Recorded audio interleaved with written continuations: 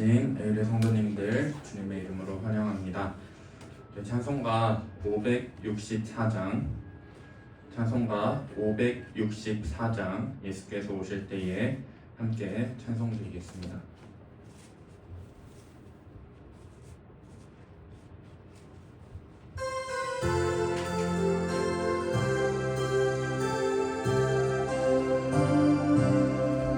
예수께서 오실 때에 그 귀중한 보배 하나라도 남김없이 다 찾으시리. 샛별 같은 그 보배 멸류관에 달려 반짝반짝 빛나게 비치리로다. 정한 보배 빛난 보배 주 예수의 보배 하늘나라 두시려보다 거두시리. 샛별 같은 그 보배 멸류관에 달려 반짝반짝 빛나게 비치리로다. 주를 사랑하는 아이 세상에 살 때 주의 말씀 순종하면 참 보배로다. 샛별 같은 그 보배 멸류관에 달려 반짝반짝 빛나게 비치리로다. 네, 찬송가 한 장만 더 하실까요? 563장 찬송 드리겠습니다.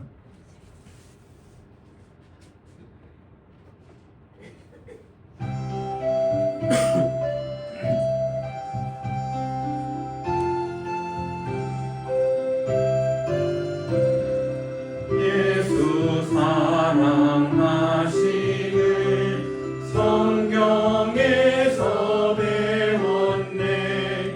우리들은 약하나 예수 권세만 보다.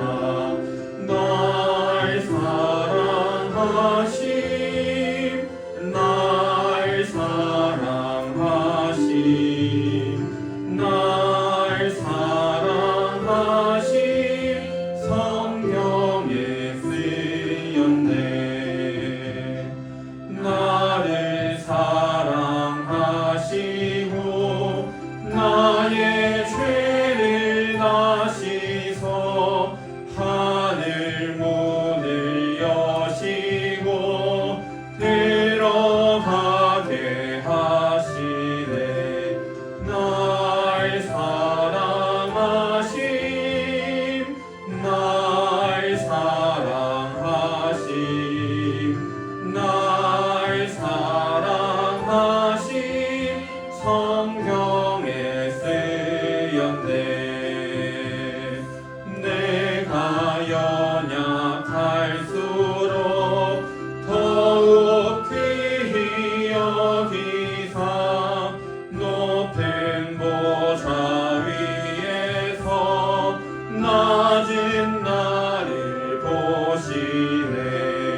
날 사랑하심 날 사랑하심 날 사랑하심 성경에 쓰였네.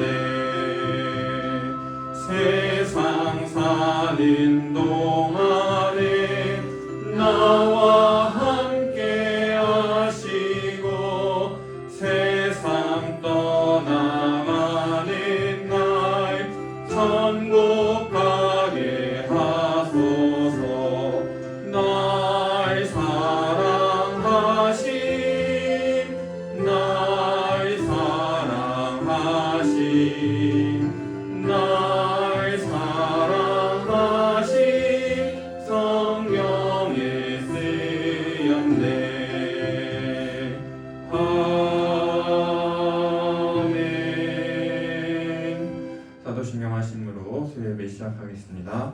전능하사 천지를 만드신 하나님 아버지를 내가 믿사오며 그 외아들 우리 주 예수 그리스도를 믿사오니 이는 성령으로 잉태하사 동정녀 마리아에게 나시고 본디오 빌라도에게 고난을 받으사 십자가에 못 박혀 죽으시고 장사한 지 사흘 만에 죽은 자 가운데서 다시 살아나시며 하늘에 오르사 전능하신 하나님 우편에 앉아 계시다가 저리로서 산 자와 죽은 자를 심판하러 오시리라.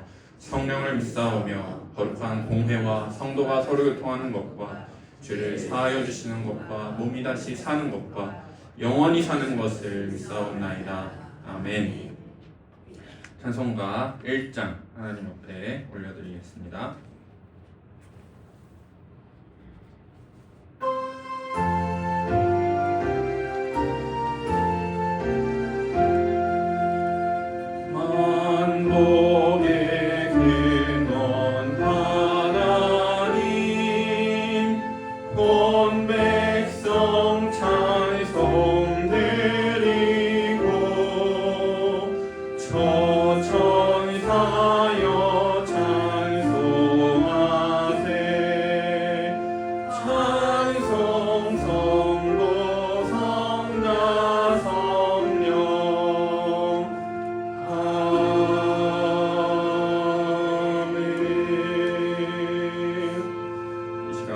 예배를 위해 우리 교회를 위해 함께 기도하도록 하겠습니다.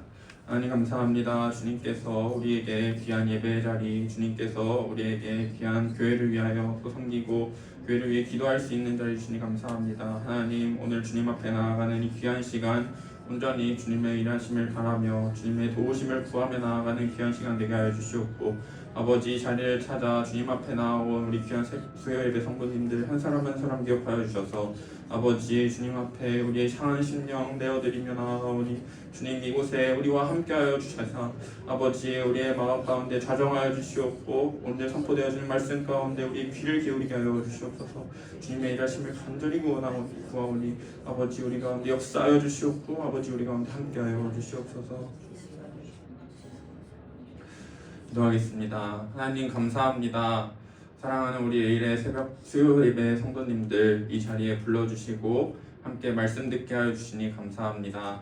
하나님 우리가 이 자리에 나아올 때에 우리의 상한 심령으로 나아갑니다. 하지만 그 마음 가운데 우리 주님께서 일하시기를 간절히 구하는 마음으로 주님의 일하심을 역사하심을 간절히 구하는 마음으로 나아가오니 아버지 이곳에서 들려지는 주의 말씀과 주의 일하심이 우리 마음 가운데 능히 일어나는 귀하옵된 역사 있게 하여 주시옵소서. 말씀 가운데 귀 기울이게 하여 주시고 전하는 자나 듣는 자나 오직 주님의 아름다우심만을 주님의 영광만을 보게 하여 주시옵소서. 예수님의 이름으로 기도합니다. 아멘. 오늘 저와 여러분이 함께 나누실 하나님 말씀은 구약성경 신명기 12장 5절부터 19절의 말씀 그리고 14장과 26장의 말씀이 있는데 제가 12장과 14장의 말씀은 봉독하여 드리겠습니다. 그리고 26장의 말씀을 우리 함께 번갈아 읽고 나머지는 함께 읽겠습니다. 먼저 12장 5절에서 7절의 말씀입니다. 오직 너희의 하나님 여호와께서 자기의 이름을 두시려고 너희 모든 지파 중에서 택하신 곳인 그 계실 곳으로 찾아 나아가서 너희의 번제와 너희의 제물과 너희의 11조와 너희 손의 거제와 너희의 서원제와 낙헌 예물과 너희 소와 양의 처음 난 것들을 너희는 그리로 가져다가 드리고 거기 곧 너희의 하나님 여호와 앞에서 먹고 너희의 하나님 여호와께서 너희의 손으로 수고한 일에 복 주심으로 말미암아 너희와 너희의 가족이 즐거워할지니라. 11절 12절 말씀입니다.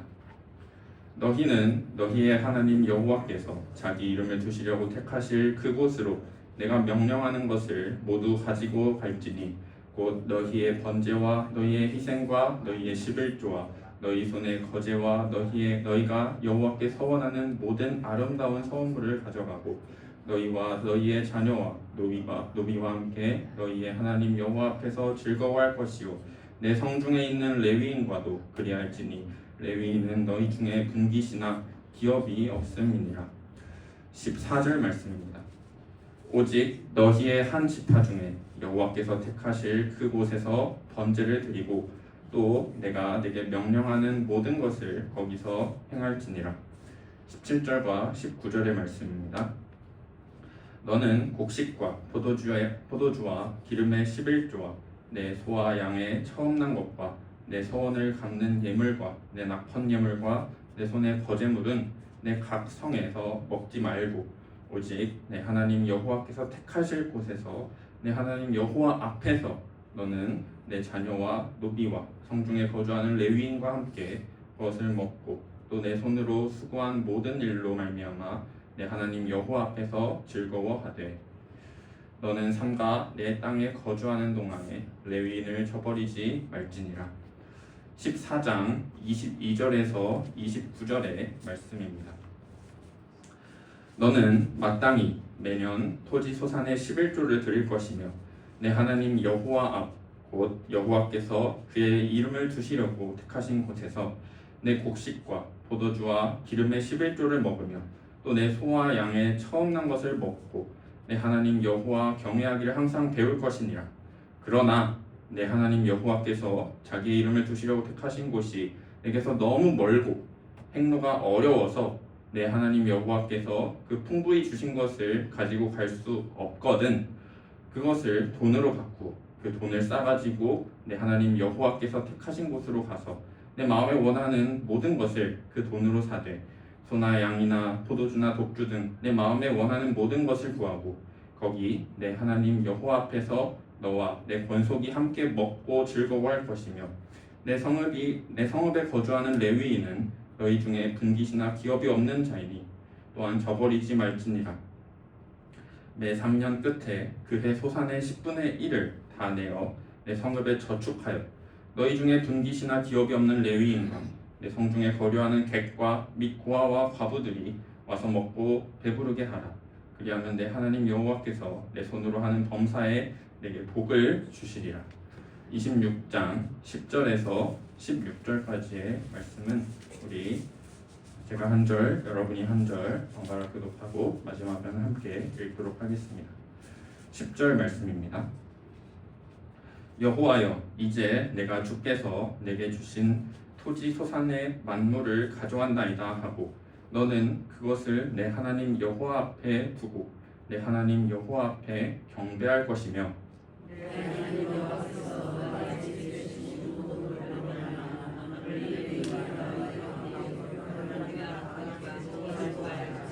셋째 해 곧 11조를 드리는 해에 내 모든 소산의 11조 내기를 마친 후에 그것을 레위인과 객과 고아와 과부에게 주어 내 성읍 안에서 먹고 배부르게 하라.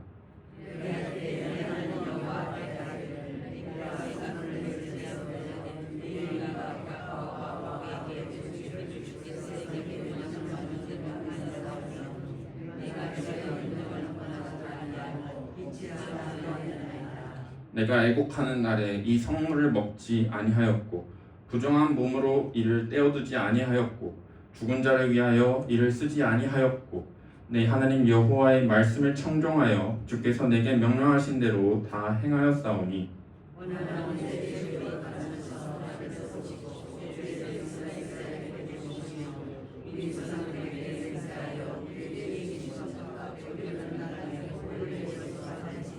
(16절) 함께 읽겠습니다. 오늘 내 하나님 여호와께서 이 규례와 법도를 행하라고 내게 명령하시나니 그런즉 너는 마음을 다하고 뜻을 다하여 지켜 행하라. 하나님의 말씀입니다. 좌우로 인사 나눠보겠습니다. 사랑합니다.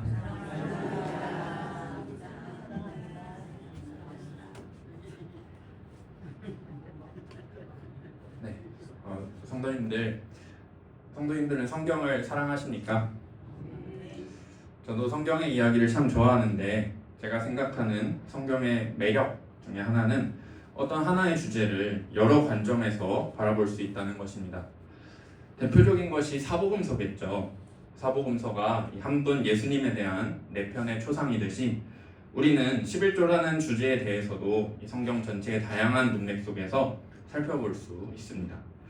그동안 우리가 아브라함, 야곱의 11조, 또 레위기, 민수기의 11조를 살펴보았다면 오늘 우리는 신명기를 통해 11조를 살펴보려 합니다. 딱 세 가지 나누려 합니다. 11조를 가지고 예루살렘에 가서 기뻐하라. 먼 경우에는 돈으로 바꿔서 예루살렘에 가서 살아. 마지막 세 번째, 약자를 위한 매 3년의 11조에 대해 알아보겠습니다. 신명기의 11조 본문들을 살펴보면 일반적인 11조 원리를 다룬 레위기나 민수기의 본문들과는 달리 구체적인 상황 속에서의 11조를 다룹니다. 우선 이스라엘이 약속의 땅에 들어가면 구체적으로 삶의 정황이 바뀌게 됩니다. 출애굽한 이스라엘 백성들이 광야에서의 삶을 살았다면 이제 약속의 땅 가나안에 들어가 12지파가 제비 뽑아 얻은 땅에 흩어져 살게 됩니다. 언제, 어디서, 어떻게 이 11조를 드려야 하는가가 이제 앞으로의 문제가 되겠죠. 이에 대해 신명기 12장의 11조 본문은 약속의 땅에 들어가면 11조를 비롯한 여러 예물을 가지고 하나님께서 택하신 곳 예루살렘으로 가서 그분 앞에 얼굴을 보여야 한다 말합니다. 이때 예물들과 11조를 드린 후에는 이 남자들만이 아니라 가족과 노비와 레위인과 함께 먹고 기뻐해야 한다 규정하는 것입니다. 그런데 이 예루살렘에서 멀리 떨어진 곳에 이 땅을 분배받아 사는 사람들은요, 이 신명기 12장의 원리만으로는 이 현실적인 문제를 해결할 수 없습니다. 하나님께서 복을 많이 주셔서 예물들이 많은데 길이 멀고 행로가 어려워서 다 가지고 갈 수 없을 때에는 어떻게 해야 할까요? 그럴 때는 이 예물들을 돈으로 바꾸어 가지고 여호와께서 택하신 곳에 가서 소나 양이나 포도주나 독주 등 마음에 원하는 것을 사고 가족과 레위인이 함께 여호와 앞에서 먹고 즐거워하라 합니다. 이것이 신명기 14장 22절에서 27절의 11조 본문이 다루는 내용입니다. 그런데 그 다음 구절인 28절과 29절 그리고 26장의 말씀은요, 갑자기 매년 드리는 11조와는 전혀 다른 종류의 11조 형태가 등장합니다. 여기서는 매 3년 끝에 11조를 예루살렘에 가져가는 것이 아니라 각자의 성읍에 저축하여 레위인과 객과 고아와 과부들이 먹고 배부르게 하라고 되어 있습니다. 따라서 이 차이점을 보고 일부에서는 이를 자선 11조라 부르며 11조를 교회에 하지 않고 자선단체나 선교단체에 내도 된다고 주장하기도 합니다. 그러나 이 매 3년의 11조는 겉으로 보기에 매년 11조와 달라 보이지만 사실은 크게 다르지 않고 매년 11조의 한 부분인 이 사회적인 요소를 더 크게 확장한 것입니다. 이처럼 신명기의 11조 본문들은 약속의 땅에 들어가 마주하게 될 구체적 상황에 적용하는 것을 다룹니다. 이를 염두에 두고 오늘 이 신명기의 11조 본문들을 하나씩 살펴보도록 하겠습니다. 우선 신명기 12장을 보면 11조라는 단어가 6절과 11절, 17절에 나옵니다. 너희의 11조라는 단어로 2번, 곡식과 포도주와 기름의 11조로 한 번 나옵니다. 곡식과 포도주와 기름은 이 토지의 소산을 대표하는 삼총사인 거고요. 신명기 12장에서는 이 11조와 다른 예물들을 여호와께서 택하신 곳에 가지고 와서 드리고 이 가족들, 노비, 레위인과 함께 즐거워하라는 것이 핵심 주제입니다. 따라서 여호와께서 택하신 곳이라는 의미의 표현이 5절, 11절, 14절, 18절에 4번 반복되어 나오는데 이 점을 주목해서 12장 5절과 6절 말씀을 함께 읽어보겠습니다. 12장 5절과 6절입니다. 시작!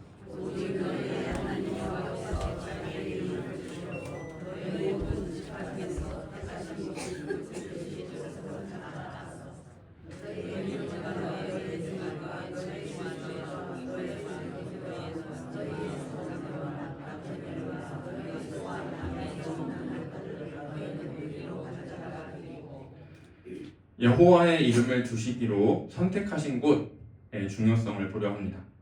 매년 드리는 11조는 이따 뒤에서 살펴볼 매 3년 11조와는 달리 여호와께 가져가 직접 드립니다.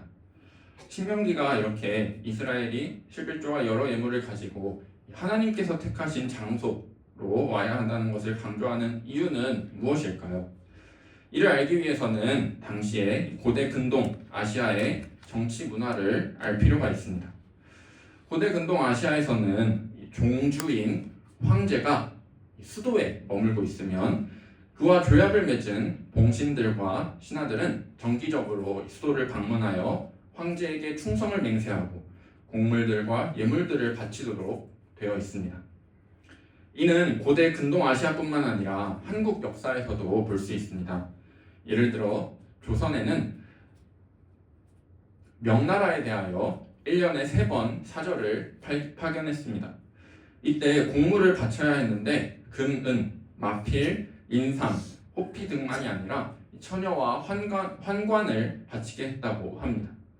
이와 유사한 이유로 봉신인 이스라엘은 종주이신 여호와께 곡물을 드려야 하는데 그러려면 이 봉신은 당연히 이 종주가 계신 이 수도로 서울로 가야 하는 것입니다. 그래서 1년에 3번 이스라엘 남자들은 예물을 가지고 여호와께 얼굴을 보여야 했습니다. 신명기 16장 16절 17절 말씀을 제가 읽어드리겠습니다.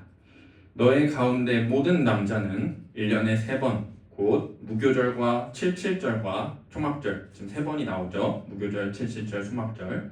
내 하나님 여호와께서 택하신 곳에서 여호와를 배웁되 빈손으로 여호와를 배웁지 말고 각 사람이 내 하나님 여호와께서 주신 복을 따라 그 힘대로 드릴지니라.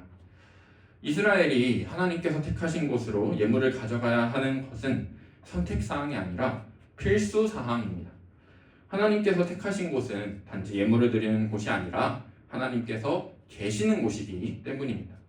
이때 빈손으로 가면 안 되고 하나님께서 주신 복을 따라 힘껏 곡물과 예물을 드려야 하는데 여기에서 읽었던 힘대로라는 단어를 직역하자면 그의 손에 선물을 따라입니다.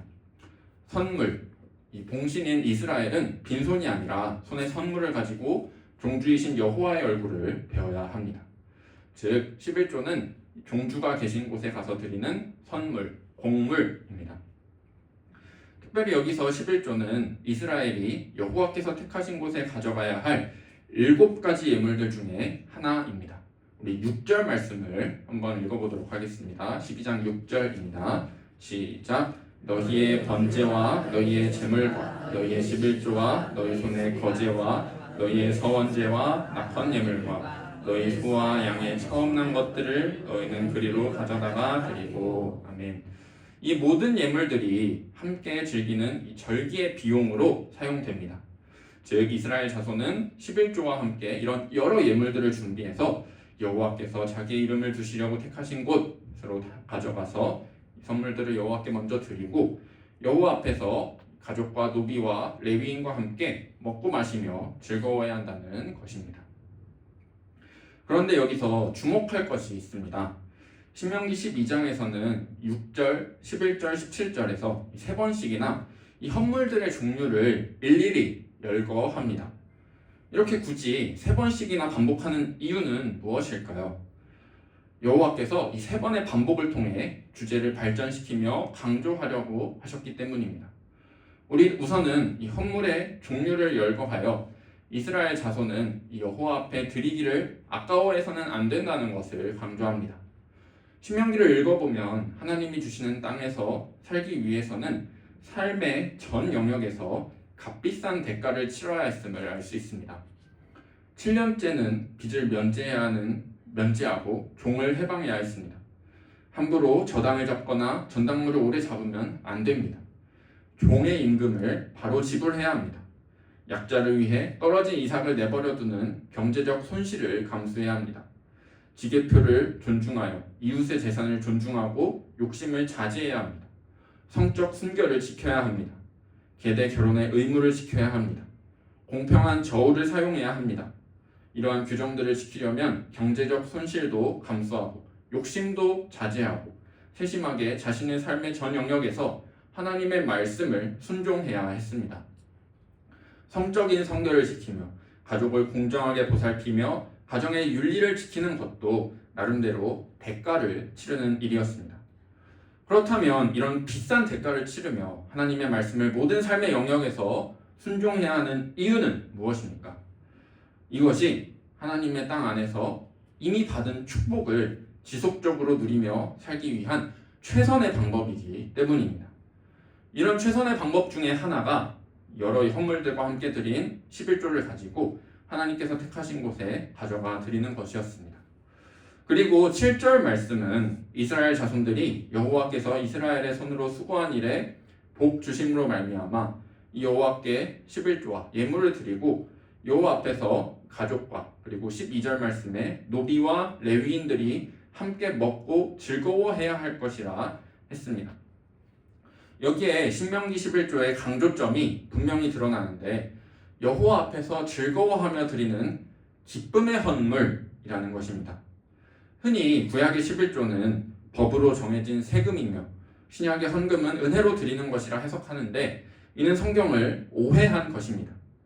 신명기는 11조가 여호와의 축복에 대한 감사의 마음에서 기쁨으로 드리는 것이라 지적하면서 구약의 11조 역시 은혜로 드리는 것임을 보여줍니다. 또한 신명기 12장은 여호와께서 이스라엘이 손으로 하는 모든 일에 복을 주셨을 때 가족은 물론 이 노비와 레위인과 함께 즐거워하라고 강조합니다. 노비들을 포함해서 누구든지 이스라엘인들은 누구나 하나님의 통치를 받는 형제이기 때문입니다.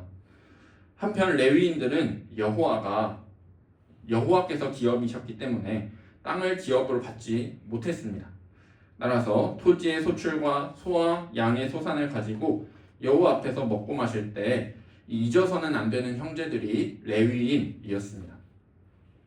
이에 신명기 12장 19절에서는 너는 삼가 내 땅에 거주하는 동안에 레위인을 저버리지 말지니라 라고 명시적으로 지시하는 것입니다. 그렇다면 이렇게 11조를 절기 비용으로 쓴다고 하면 레위인에게 11조를 주지 않는 것인가? 레위인에게 주는 11조와 달리 10분의 1을 더 떼어놔가지고 놓고 쓰는 비용인가? 이렇게 질문할 수 있는데 그렇지 않습니다. 이스라엘이 11조와 여러 헌물들과 이 초태생, 첫 열매들을 가져오면 여호와께 먼저 드립니다. 그리고 일부는 제사장에게, 그리고 11조는 레위인들에게 각각의 몫을 줍니다. 그 다음에 가족들과 노비들과 레위인들이 함께 먹고 즐길 수 있는 여유들이 있었던 것입니다. 즉 여호와 앞에서 가족, 노비, 레위인과 함께 먹고 마시고 기뻐하는 비용은 11조 외에 이제 다른 함께 드렸던 그 예물들로 가능했습니다. 이제 신명기의 두 번째 11조 본문인 14장 22절에서 29절을 살펴보면 여기서는 11조라는 단어가 22, 23, 28절에 등장합니다. 우리는 앞에서 이스라엘이 11조와 예물들을 가지고 하나님 택하신 곳에 가서 드리고 가족과 노비와 레위인이 함께 먹고 즐거워하는 것이 기본적인 원리라는 것을 보았습니다. 그러나 그렇지 못할 수도 있었습니다. 길이 멀거나 예물이 너무 많은 그런 현실적인 어려움이 있을 경우입니다. 우리 14장 24절의 말씀을 함께 읽어보겠습니다. 시작.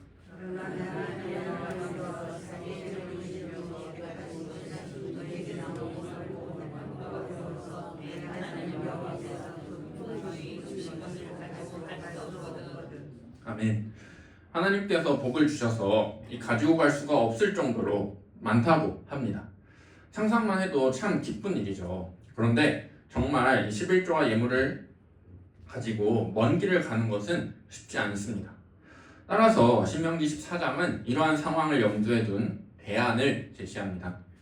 14장 25절, 26절 말씀, 그것을 돈으로 바꾸어 그 돈을 싸가지고 내 하나님 여호와께서 택하신 곳으로 가서 내 마음에 원하는 모든 것을 그 돈으로 사되 소나 양이나 포도주나 독주 등 내 마음에 원하는 모든 것을 구하고 거기 내 하나님 여호와 앞에서 너와 내 권속이 함께 먹고 즐거워할 것이며. 그렇다면 이 돈으로 바꾼 다음에 이 수중에 가지고 가서 구체적으로 어떻게 합니까? 여호와께서 택하신 곳에 예루살렘에 도착하면 그곳에서 원하는 것은 무엇이나 구할 수 있었습니다. 그러나 실제로 이 예시로 말씀에서 들었던 것은 소, 양, 포도주, 독주 등 먹고 마실 수 있는 것들이었습니다. 그 이유는 무엇일까요? 여호와 앞에서 가족과 레위인들이 함께 먹고 즐거워할 수 있는 이 잔치의 물품을 사야 했기 때문입니다. 이러한 신명기 14장의 대안은 실제로 성경 시대에 중요한 풍습이 되었고 신약 시대에 이르러서는 이 풍습이 타락을 하게 되긴 하는데 이 성전을 소와 양과 비둘기 파는 사람들과 돈 바꾸는 사람들로 인해 장사하는 집으로 전락하기는 합니다. 그런데 이 신명기 14장 28절 29절을 보면요, 외견상 전혀 다른 종류의 11조가 갑자기 등장합니다. 지금까지는 매년 드리는 거였습니다. 25년 드렸으면 26년 드리고 27년 드리고 이렇게 매년 드렸는데 이 28절부터 29절에 나오는 이 본문에는 3년마다 이렇게 드리게 되는 겁니다. 28절 말씀 읽어드리겠습니다. 매 3년 끝에 그 해 소산의 10분의 1을 다 내어 내 성읍에 저축하여 너희 중에 분깃이나 기업이 없는 레위인과 내 성중에 거류하는 객과 및 고아와 과부들이 와서 먹고 배부르게 하라. 그리하면 내 하나님 여호와께서 내 손으로 하는 범사에 내게 복을 주시리라. 이 11조는요, 이 3년마다 드리는 11조는요, 지금까지 11조 본문에서 살펴본 매년 드리는 11조와는 다릅니다. 이 11조는 매년 드리는 것이 아니라 매 3년의 끝에 드립니다. 바로 앞에 신명기 14장 22절에서는 너는 마땅히 매년 토지 소산의 11조를 드리라 라고 되어 있습니다. 그러나 28절은 매년 3년 끝에 드리는 예물을 말합니다. 따라서 이 11조는 다른 성격의 11조입니다. 후에 신명기 26장 12절을 보면요, 셋째 해, 곧 11조를 드리는 해라는 표현이 나오는데 11조를 드리는 해라는 말은 뭔가 마치 일종의 전문 용어 같아 보입니다. 그러나 이는 다른 것이 아닙니다. 앞에 매년 드리는 11조와 매 3년 드리는 11조는 다른 것이 아닙니다. 동일하게 둘 다 모든 것의 10분의 1입니다. 매 3년마다 내는 11조는 매년 11조와 마찬가지로 그 해 거두어들이는 토지소산의 모든 10분의 1입니다. 매 3년 11조는 뭔가를 더 내는 것이 아니라 단지 매년 11조의 사회적 측면을 강조한 것입니다. 매 3년의 11조는 여호와께 가져가 직접 드리는 매년 11조와는 달리 이 부분이 이제 중요합니다. 성읍에 저축하여야 합니다. 그렇다면 매 3년의 11조를 성읍에 쌓아두는 목적이 무엇인지 신명기 14장 29절을 함께 읽어보겠습니다. 시작. 너희 중에 분깃이나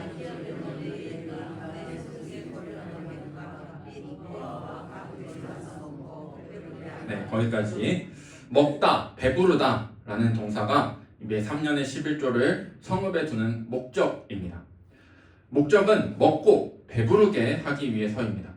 그렇다면 누가 먹고 배부를까요?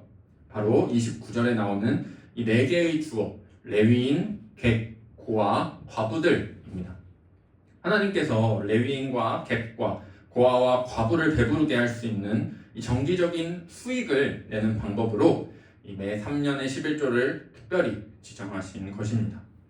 이렇게 매 3년의 11조를 성읍에 저축해서 레위인과 사회적 약자들을 먹고 배부르게 하면 과연 우리에게 무슨 일이 일어날까요?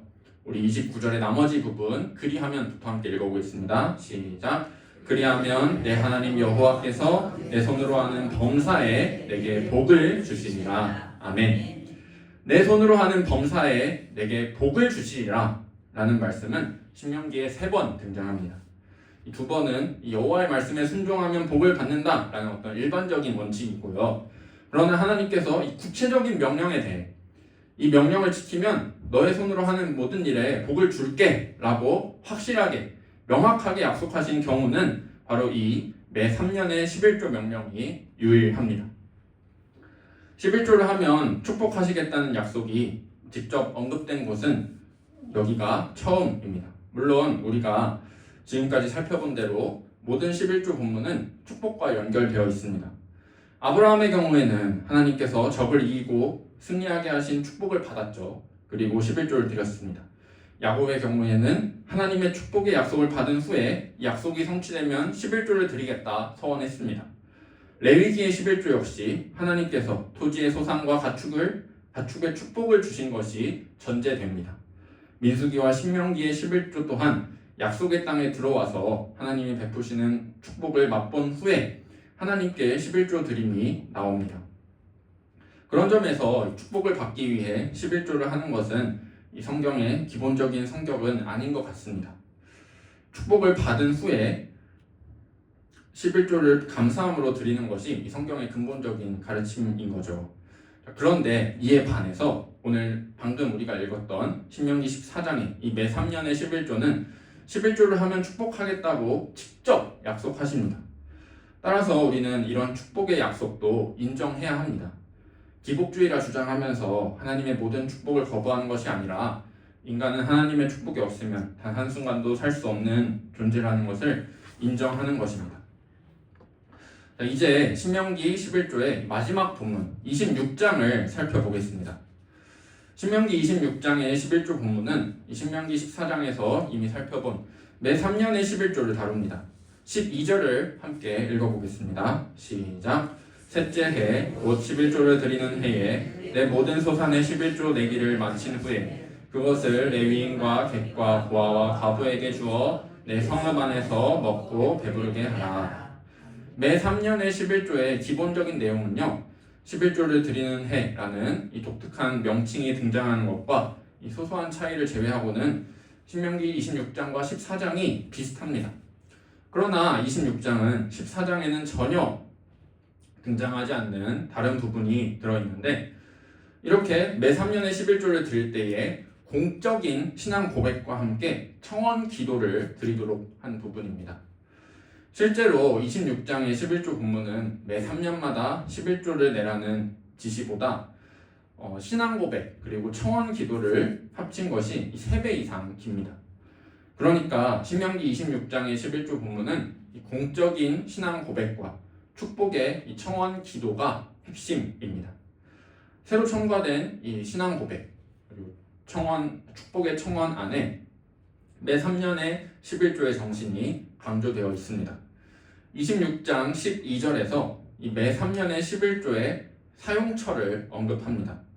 그것을 레위인과 객과 고아와 과부에게 주어 내 성읍 안에서 먹고 배부르게 하라.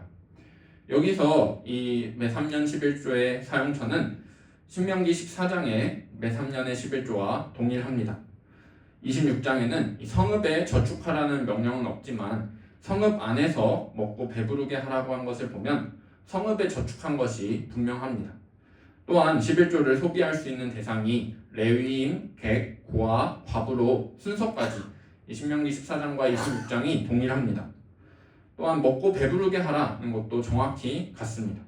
단지 14장에서는 레위인 등이 와서 먹고 배부르게 하라고 되어 있어서 사회적 약자들이 얼마든지 와서 먹고 마실 수 있는 권리가 강조된 반면에 26장에서는 주라라는 명령이 들어있어서 11조 드리는 자의 이 능동적인 베품이 강조되어 있습니다. 결국 이 매 3년 11조는 가난한 사람들이 와서 먹고 배부를 수 있도록 하나님께서 주신 권리입니다.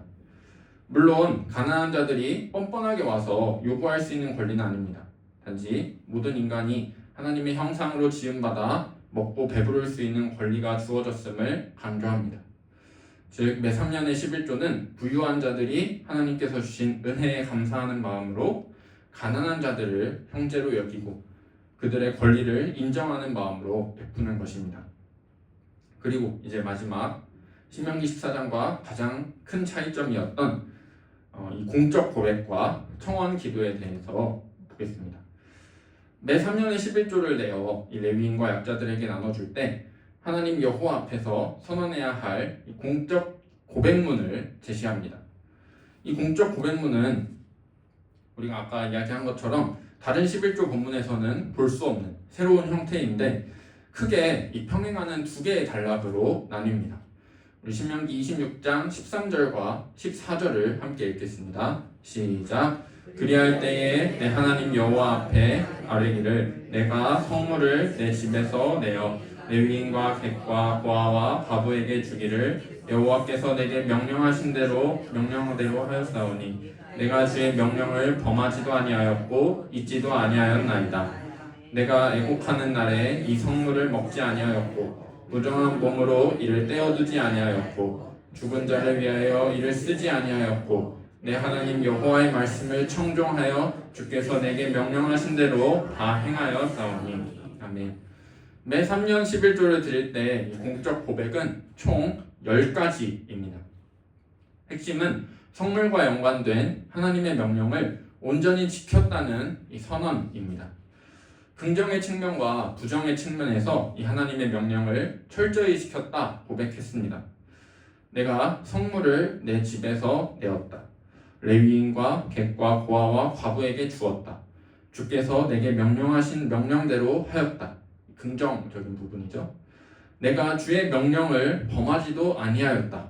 잊지도 아니하였다. 내가 애곡하는 날에 이 성물을 먹지 아니하였다. 부정한 몸으로 이를 떼어두지 아니하였다. 죽은 자를 위하여 이를 쓰지 아니하였다. 부정입니다. 그리고 다시 긍정. 내 하나님 여호와의 말씀을 청종하였다. 주께서 내게 명령하신 대로 다 행하였다. 그렇다면 11조를 드리려면 총 10가지의 행동을 하거나 하지 않았다고 고백하는 의미는 무엇일까요? 도대체 11조는 어떤 성격의 예물이기에 이러한 신앙 고백을 해야 합니까? 그것은 11조가 하나님께 드리는 성물이기 때문입니다. 성물이라는 단어는 2번 반복되면서 이 매 3년의 11조가 성물이라는 점을 특별히 강조합니다. 성물이란 여호와께 속한 물건, 여호와께 바쳐진 것을 가리킵니다. 매 3년의 11조는 종교적인 용도가 아니라 모두 사회적 용도로 사용함에도 불구하고 이 성물이라는 점에서는 차이가 없습니다. 따라서 매 3년의 11조를 레위인과 사회적 약자를 위해 성읍에 저축하고 그들에게 나눠주는 행동은 단순히 사회 경제적인 행동이 아님을 고백해야 했습니다.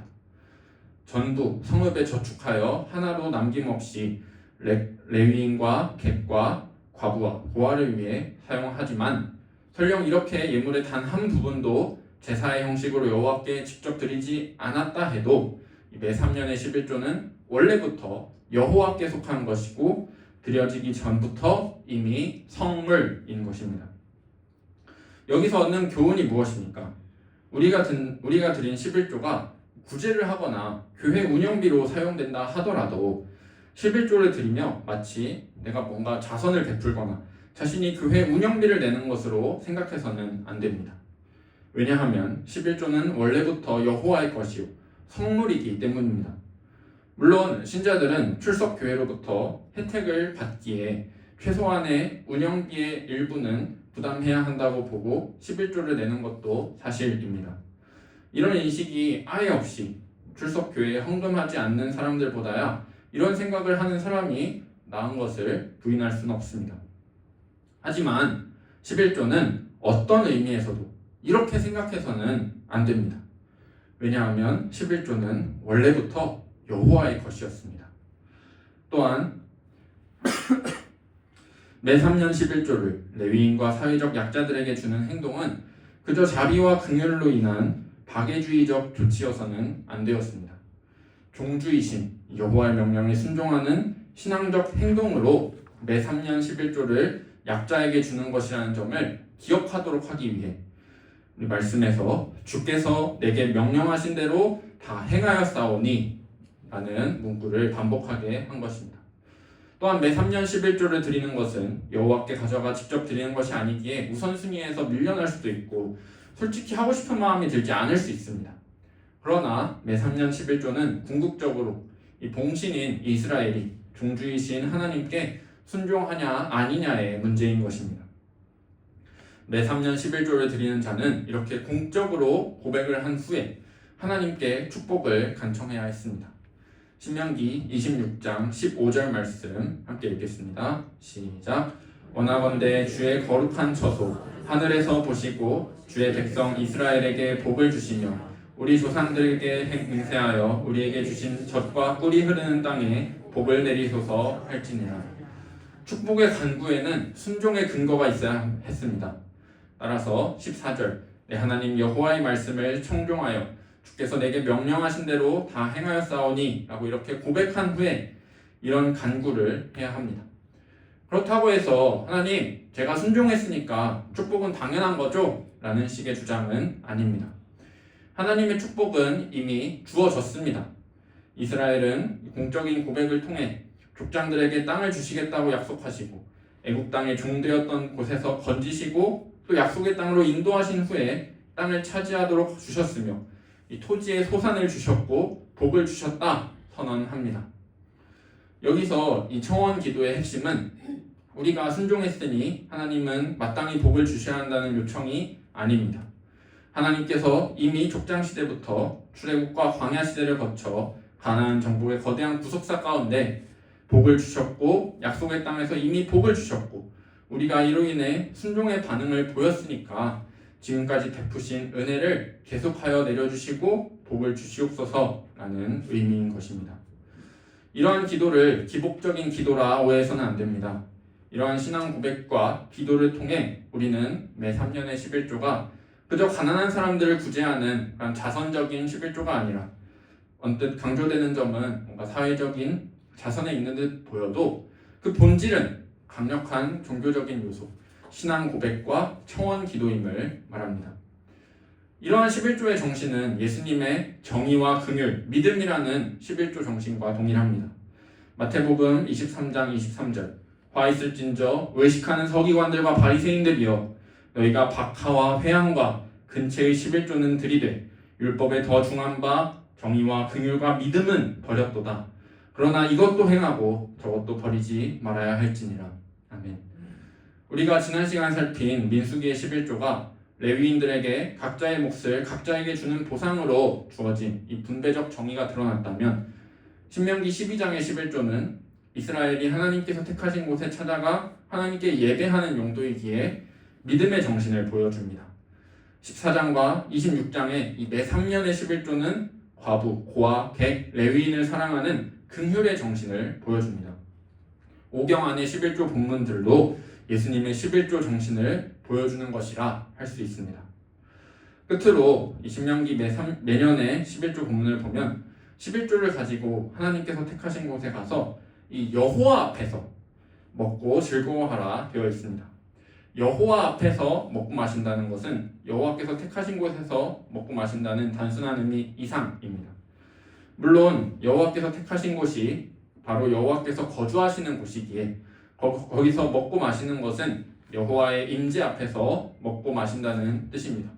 그러나 학자들은 한 걸음 더 나아가 여호와께서도 이 잔치에 참여하신다는 의미로 해석합니다. 여호와는 단순히 관찰자가 아니라 능동적으로 이 잔치에 참여하시며 엄밀히 말하면 이 잔치를 가능하게 하시는 이 잔치의 배설자요 주인이라는 것입니다. 복을 주셔서 가지고 갈 것이 너무 많아 돈으로 바꾸어 가야 할 만큼 풍요를 허락하신 분은 여호와이시기 때문입니다. 그리고 언약 규정을 통해 가족들, 레위인들이 함께 여호와 앞에서 먹고 즐거워할 수 있는 잔치를 가능하게 하신 분도 여호와이십니다. 따라서 많은 학자들이 여호와 앞에서 잔치를 신약시대의 예수 그리스도의 성만찬과 종말의 어린 양의 혼인 잔치를 예표하는 모형으로 간주합니다. 그러하기에 신명기의 11조로 여호와 앞에서 먹는 잔치는 그리스도의 성만찬과 종말의 어린 양의 혼인 잔치를 보여주는 모형으로 신약시대와 종말시대의 그리스도인들이 11조를 어떤 마음으로 드려야 하는지를 잘 보여줍니다. 설교를 마칩니다. 오늘 이 신명기의 11조를 통해 이 예물이 우리의 종주이신 하나님께 구별된 거룩한 예물이며 하나님께서 쌓을 곳이 없도록 부어주신 은혜를 선포하는 예물이며 그분과 그분의 백성이 함께할 이 영원한 식탁을 꿈꾸는 예물임을 알게 되는 저와 여러분 되시기를 주님의 이름으로 축복합니다. 기도하겠습니다. 하나님 감사합니다. 오늘 이 신명기의 11조, 이 신명기의 말씀을 통하여 우리에게 교훈하시니 감사합니다. 우리의 예물 생활, 하나님의 그 영원한 언약과 그 나라에 연결되어 있음을 기억하며 주님 앞에 기쁨으로 우리의 예물 올려드리는 우리의 모든 수요예배 성도님들 다 되게 하여 주시옵소서. 예수님의 이름으로 기도합니다. 아멘. 찬송가 49장 하나님 앞에 올려드리겠습니다.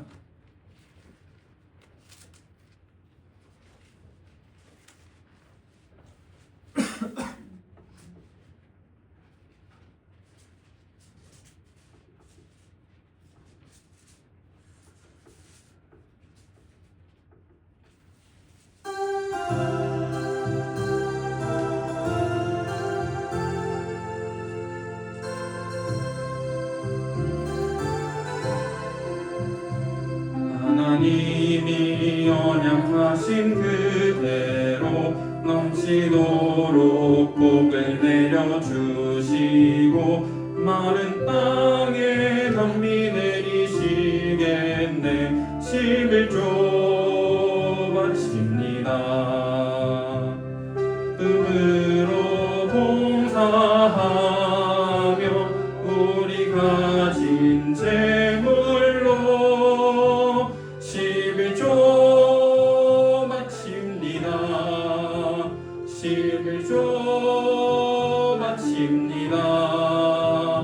우리 하나님 내리시는 복 쌓을 곳이 없겠네.